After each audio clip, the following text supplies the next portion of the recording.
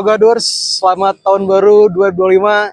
Mari kita mulai tahun ini dengan mereview SUV termahal dari Cina, GWM Tank 500.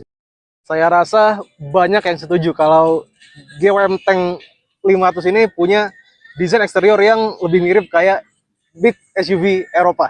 Itu bisa kita lihat dari pas di depan dia udah sangat kokoh, gagah, grillnya besar, headlamp pun juga cukup mengotak dengan aksen chrome yang cukup banyak. Di sampingnya pun dia juga tampak kekar dan kokoh dengan menggunakan ban yang besar. Kita lihat untuk bannya sendiri aja dia sudah pakai OEM dari merek Continental dengan ukuran 265 50 20. Dan kami rasa pelek ini sudah cukup ya untuk membuat tampilannya atau mendukung tampilannya jadi tampak gagah dan perkasa. Hanya saja dia ini masih pakai ban aspal. Mungkin kalau dikasih ban AT, mobil ini sudah jadi sangat siap untuk diajak off-road. Dan kita bisa lihat di bagian samping pun juga dia mengotak ya, gagah. Dan kalau bagi saya pribadi, di bagian paling belakang pilar C dan D ini siluetnya mirip kayak Land Cruiser 300. Nah, kalian apakah benar itu mirip sama Land Cruiser? Silahkan komentar. Terus kalau kita ke belakang, itu bisa dilihat tank 500 masih pakai ban serep yang konde atau gantung. Dan di sini pun ada kamera belakangnya. Dan dilihat juga ini ada HEV yang menandakan bahwa dia adalah mobil hybrid. Overall nggak perlu banyak komentar soal desainnya, desain eksterior maksudnya. Ini sangat gagah, perkasa dan maskulin. Mesinnya ini punya tenaga dan torsi yang sangat besar, yang sudah sangat cukup untuk melajukan mobil berbobot 2,5 ton ini. Untuk spek lengkapnya silakan dibaca. Jadi kalau kita tangkanya, nggak heran kalau mobil ini punya performa yang jempolan. Karena ini dia adalah mobil hybrid, jadi pasti ada baterainya. Nah, baterainya itu ada di dalam sini. Dan sekalian saya juga mau tunjukin kalau tank 500 ini untuk buka pintu belakangnya cukup ditekan, lalu ditarik. Nah, ini kebetulan bangku belakangnya sedang berdiri dua-duanya. Dan kalau mau direbahkan kita hanya perlu tekan ini. Sayangnya dia nggak bisa otomatis, jadi harus kita tahan terus sampai dia rata dengan lantai. Dan ini memang cukup memakan waktu ya, jadi kalau butuh cepet ya harus sabar juga. Nah, untuk itu, untuk lihat baterai kita buka lagi nih, baru bisa kita lihat baterainya yang ada di sini. Nah, untuk spek baterainya kembali akan saya cantumkan. Sebelum saya tutup pintu bagasinya, saya mau menunjukkan hal unik yang ada di bagasi tank 500. Ini bisa dilihat di bagasi ini ada colokan 220 volt, ini model AC, atau 400 watt. Ini sama kayak colokan di listrik rumah tangga. Dan di balik pintu bagasi pun juga ada kantong yang cukup besar ya. Jadi kalau misalnya kita belanja yang nggak terlalu banyak, nggak usah pakai kantong kresek atau kantong belanjaan, bisa dimasukin di sini. Dan nggak cuma itu, dari sini pun kita juga bisa mengunci pintunya agar dia tidak tertutup sendiri. Jadi bisa dilihat ini sudah terkunci, jadi nggak bisa ditutup. Sebentar kalau mau kita buka, tinggal kita putar dan bisa ditutup. Sekarang kita bahas soal akomodasinya. Tapi ada satu hal yang mau saya tunjukkan lagi. Kalau kita lihat ini dia clean, nggak ada footstep. Tapi kalau kita buka pintu, maka footstepnya akan keluar secara otomatis. Dan kalau kita tutup pintunya, dia juga akan langsung menutup. Yuk, sekarang kita bahas akomodasi tank 500. Jadi ini saya udah ada di bangku baris kedua, dan ini di depan adalah posisi nyetir saya yang tingginya 175, dan saya masih mendapatkan legroom yang cukup luas, ini lebih dari 5 jari. Dan kalau kita lihat ini bahkan ada sentuhan wood panel, yang artinya mobil ini juga concern terhadap kemewahan. Terus di sini juga cukup banyak hal yang memanjakan penumpang belakang ya. Misalkan AC nggak cuma di atas tapi juga di sini. Dan pengaturannya pun juga lengkap ya. Jadi ini ada untuk pengaturan suhu, pengaturan hembusan, bahkan ada mode auto. Jadi ini nggak kalah lengkap sama mobil-mobil yang AC-nya single zone untuk semua penumpangnya. Jadi total kalau kita hitung-hitung ada triple zone untuk AC, jadi 2 depan, 1 di belakang. Dan bisa dilihat ini pun juga ada untuk mengatur bangku depan. Jadi kalau misalkan si pemilik itu duduk di sini dan dia pengen dapat legroom yang super lega, tinggal geser ke depan. Terus dia juga punya armrest yang kalau dibuka ini ada cup holder 2 buah. Dan kalau kita perhatikan lagi ya, detail-detailnya di sini juga ternyata cukup banyak wood panel. Jadi di sini ada wood panel, di sini pun ada, dan ada aksen berwarna silver yang tampak solid. Dan ada juga tirai, tapi memang tirai masih manual.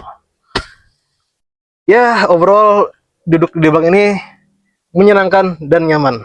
Khas sebuah SUV mewah yang bongsor. Pindah ke depan, kita pun langsung disambut dengan kemewahan. Bisa dilihat dia punya desain dashboard yang cukup elegan dan mewah. Bisa dilihat dari wood panel yang ini memberikan kesan mewah yang cukup signifikan, dan sentuhan ala stainless yang juga solid bahannya. Dan dia punya head unit yang sangat besar serta layar instrument cluster yang lebar. Dan yang kami suka adalah meskipun dia ini punya head unit yang sangat besar, tapi untuk pengaturan kendaraan itu banyak yang masih menggunakan tombol. Kita bisa lihat untuk mengatur AC, hazard, mode sebagai itu diatur lewat tombol. Dan ada juga aura vintage di sini dengan adanya jam analog. Terus kalau kita ke area tuas transmisi ini banyak tombolnya. Ada untuk pendingin kursi, ada untuk tension yang fungsinya adalah untuk mengurangi radius putar. Lalu juga ada speed limiter, ada locker, ada pengaturan 4L, ada pengaturan penggerak 4 rodanya, ada kamera, auto hold, dan rem parkir. Terus ini adalah tombol untuk pemilihan mode berkendara. Kita aja ada apa di sini? Ada sport, ada eco, ada snow, ada mud, ada sand. Ada yang harus ada 4H, ada weight 4H, dan normal. Jadi cukup banyak ya. Ya maklum ini kan mobil yang memang sangat capable untuk off-road. Jadi harus dibekali dengan mode berkendara off-road yang lengkap dan mumpuni.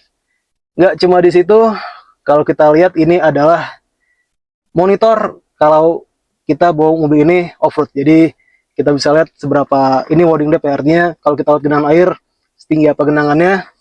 Dan ini untuk locker dan sudut kemiringannya. Lalu ini ada pengaturan kalau custom ya, misalkan pengaturan mode setir, mode berkendara, terus penggerak, semua di sini kalau kita mau custom. Nah ini untuk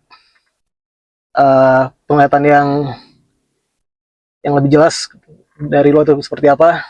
Dan ini homepage kalau kita off-road, mulai dari tekanan angin, lalu departure angle, approach angle, semuanya terpampang di sini. Terus ada apa yang menu di sini? Cukup banyak ya. Ada pengaturan kendaraan, setting, power. Jadi ini untuk lihat grafik pergerakan dayanya dari mana ke mana saja.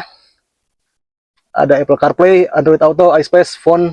Ya intinya untuk fitur off-road dan fitur multimedia, dia ini sangat lengkap. Sedikit tambahan soal mode berkendaranya. Ini kalau kita lihat dia ada mode auto, dan kalau kita tekan maka dia langsung masuk ke mode auto. Artinya kalau kita pilih mode auto, sistem akan membaca jalan dan gaya mengemudi kita. Setelah itu sistem akan menentukan dia akan berada di mode berkendara yang mana. Ya mungkin ini adalah fitur yang cocok untuk orang yang malas untuk mengatur mode berkendara. Dan memang bagi mobil mewah sekarang ini fitur ini mungkin sudah biasa aja, tapi cukup membantu keberadaannya. Dan untuk hiburan dia pun juga pakai audio dari Infinity yang suaranya sudah pasti bagus. Satu lagi yang nggak boleh kita lupakan dari tank ini adalah tank 500 maksudnya adalah fitur panoramic sunroof. Tapi sayangnya kalau kita buka, dia itu nggak bisa otomatis sampai buka semua. Jadi kita harus terus kita tahan sampai dia terbuka semua tirainya.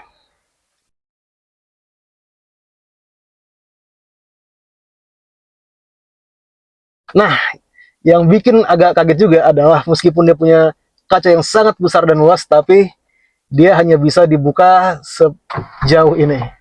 Oh ya, sama ini juga untuk bukanya harus kita tahan sampai terbuka sepenuhnya. Ya, cuma segini. Jujur kami agak kaget begitu tahu dia cuma bisa dibuka segini. Ya, mengingat dia punya kaca yang sangat panjang, kami awalnya expect dia ini bisa terbuka paling tidak sampai sini atau setengah dari kacanya. Mewah dan berkelas, menunjukkan bahwa mobil ini memang kelasnya premium dan punya kelas yang tinggi. Fitur pun berlimpah, mulai fitur hiburan, multimedia, fitur penunjang berkendara, dan off-road semuanya lengkap. Jadi untuk fitur ya ada yang perlu dikomplain dari tank 500 ini. Performanya mengesankan, karena meskipun dia punya mesin yang sebenarnya hanya 2000 cc, tapi mesinnya itu mampu mengeluarkan potensi maksimalnya hingga bisa mempunyai tenaga yang besar dan sangat cukup untuk memajukan mobil yang bongsor. Tapi mobil ini juga sebenarnya masih punya minus, terutama di soal efisiensi BBM. Ya, meskipun dia ini hybrid, tapi konsumsi BBM-nya tidak bisa dibilang hemat untuk sebuah hybrid. Tapi kami bisa maklum dengan itu, karena mobil ini punya dimensi yang besar dan tenaganya pun juga besar. Makanya konsumsi BBM-nya pun ya segitulah. Tidak seimpresif mobil-mobil hybrid lainnya. Tapi kalau kita ingat lagi semua yang dimiliki ya, mulai dari kesenangan berkendara, kemampuan off-road, dan performanya yang mengasihkan, maka masalah konsumsi BBM jadi bisa kami maafkan. Harga memang dia ini bisa dibilang sebagai salah satu SUV Cina termahal di negara ini saat ini. Harganya kalau nggak salah 1,2 miliar on road, atau tepatnya nih saya tulis aja biar nggak salah. Dan kami rasa harga tersebut sangat layak untuk tank 500, karena dengan harga segitu kita sudah mendapatkan SUV mewah yang sangat lengkap dan sudah menggunakan teknologi hybrid. Oke, Gadowers, sekian hasil review kami mengenai GWM Tank 500. Kalau kalian suka silahkan di like, kalau ingin ada yang disampaikan silahkan komentar, dan jangan lupa juga untuk share video ini ke semua sosial media kalian. Terima kasih udah nonton sampai akhir, dan sampai ketemu lagi di video kami yang akan datang. Sampai jumpa.